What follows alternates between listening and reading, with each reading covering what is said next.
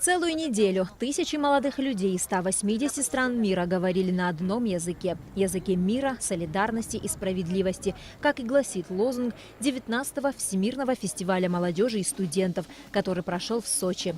Даже одного съемочного дня было вполне достаточно, чтобы понять, какая волшебная атмосфера царила на площадке фестиваля, который в одночасье объединил людей из самых далеких уголков мира, людей с такой разной культурой, традициями, бытом, но столь схожих в своем стремлении к открытиям, изучению новых горизонтов, к миру во всем мире. 180 стран, более 20 тысяч участников со всех уголков мира. Наша съемочная группа решила совершить небольшую экскурсию по Олимпийскому парку.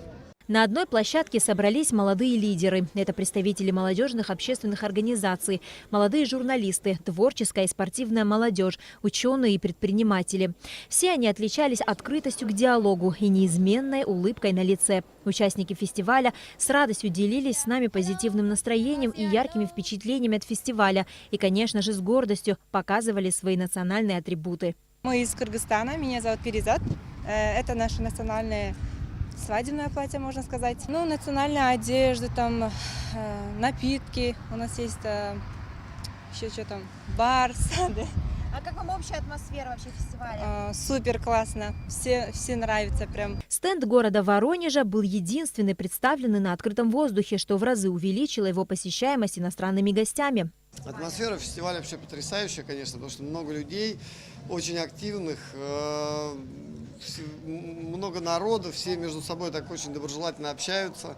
Иностранцев с разных стран уже мы тоже вот даже по своему стенду смотрели, наверное, стран 30 точно к нам заходило. Программа фестиваля была насыщена. Это интересные дискуссии, спортивные мероприятия, научно-образовательная программа, в числе которых и технологии будущего. Очень здорово. Действительно, ребята интересуются новыми технологиями. Они понимают, что будущее за композитами. Если вы посмотрите сейчас на мастер-классы, вы увидите, сколько там десятки и сотни людей, которые хотят сделать изделия сегодня своими руками. Они понимают, что это очень здорово и стало очень уже доступно, и что можно изготовить вейкборд или там сноуборд или ракетку, да все что угодно уже можно изготовить своими руками очень быстро. Было очень приятно пообщаться с представителями далекой латиноамериканской Венесуэлы, признавшей независимость нашей республики. Еще приятнее было видеть их реакцию на нас.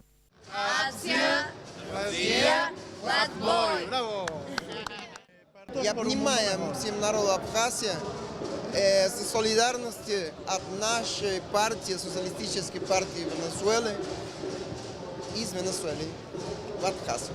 Это ребята, которые на испанском дадут привет в Абхазию, салюту Абхазия. Gracias, amigos. Правда всегда должна восторжествовать, а тем более на такой открытой всемирной площадке молодежи, считает представитель Сирийской Арабской Республики. Я очень рад, что мы смогли выйти сюда, как показать то, что все, что происходит в СМИ, это война информации, которая распространяется. Все неправда, потому что, как видите, у нас все прекрасно, слава богу. Все перемешалось в главном медиа-центре фестиваля. Нанотехнологии бок о бок с импульсивными африканскими танцами. Тонкий Восток наряду со сдержанной Европой. Такой интернациональный праздничный хаос царил на фестивале. Каждая страна-участница фестиваля была по-своему особенна и неповторима. Мы приехали из Египта, у меня в руках знаменитый традиционный папирус. На нем изображена одна из египетских богинь. И сегодня мы дарим нашим друзьям кусочек нашей страны.